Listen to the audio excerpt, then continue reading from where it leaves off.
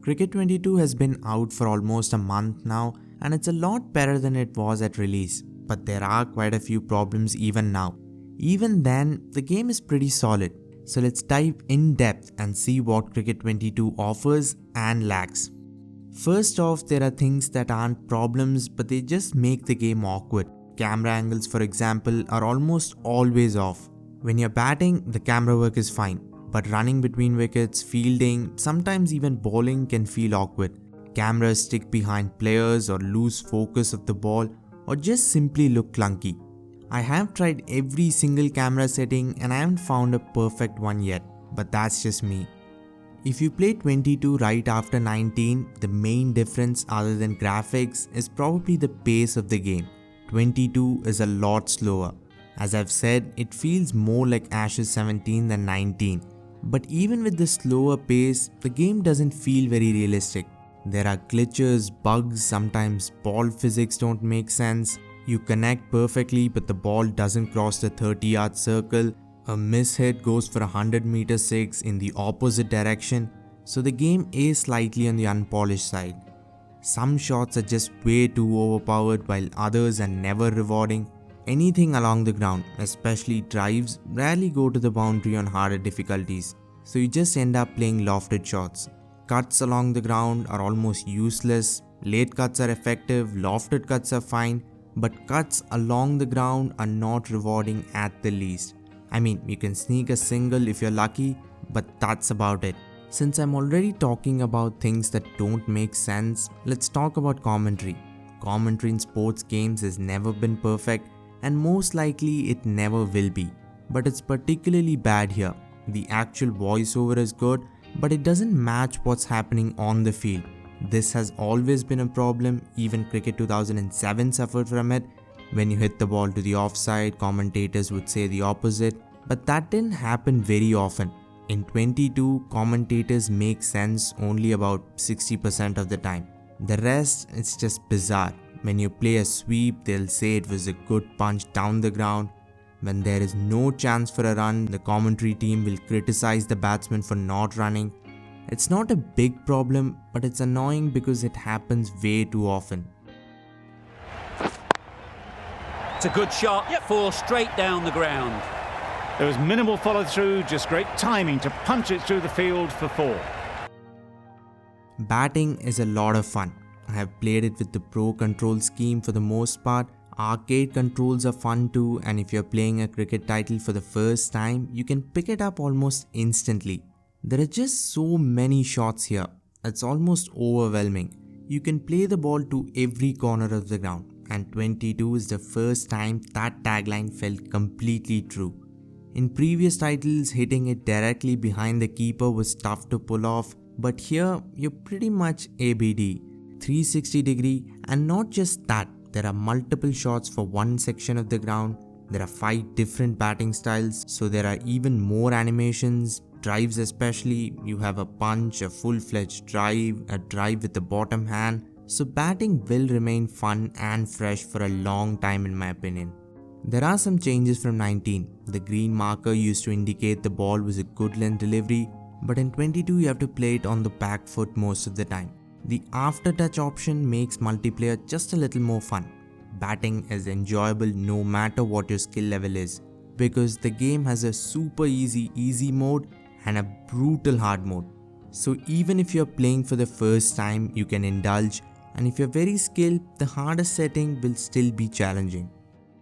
Bowling is pretty much the same except for the after-touch option, so pretty much pick a length, jump and release.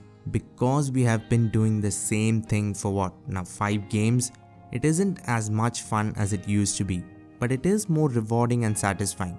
Every kind of dismissal is possible. I mean, in previous titles, one mode of dismissals happened more often, bowls mostly. But in 22, there's almost an equal share between LBWs, bowls, slip catches, catches on the boundary. Of course, all this depends on how and where you bowl, but it feels realistic because anything can happen. For me, spinners were a lot more fun to bowl with than pacers. Different variations were always fun to try out, especially leg spinners. Fielding on the other hand has been tweaked, a new run out minigame has been added, but it does get stale very fast. The catching minigame is a lot more fun than the run out minigame for me. Problems that haunted 19 are still there though. Let's just say AI fielders are not very smart. They don't cut angles, they run behind the ball instead of stopping it. Wicket keepers are particularly bad. They feel like boundary riders getting on one knee and forming a barrier. They'll get up before a ball is bowled and look in the opposite direction. Keepers need their own animations. You can't just apply regular fielding animations to them. Let's get into the highly anticipated and talked about career mode. Cutscenes, stuff to do outside the pitch, voice acting, training drills, gym mini games. A lot has been added here.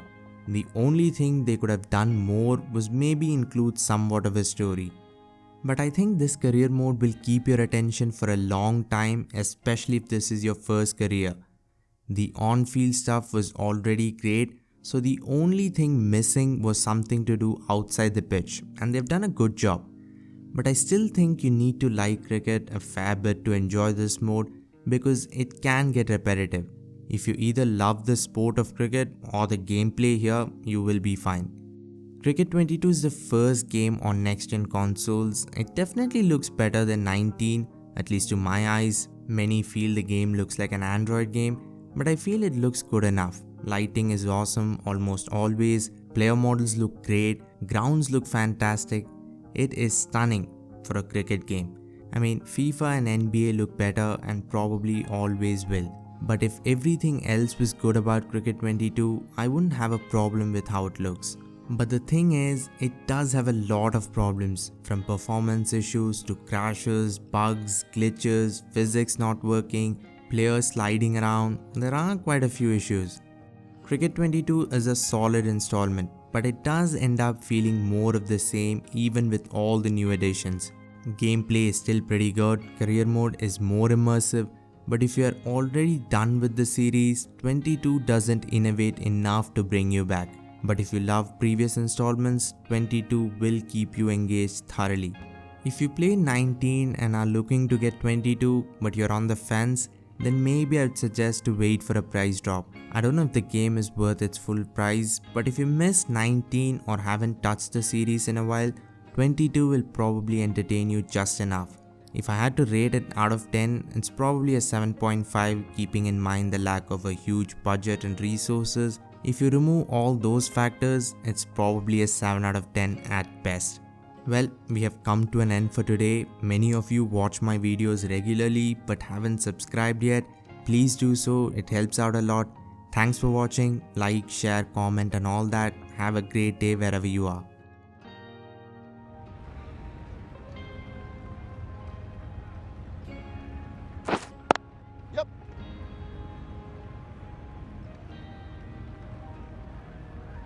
No point running for that one. That was 4 off the bat. Beautiful shot off the front foot.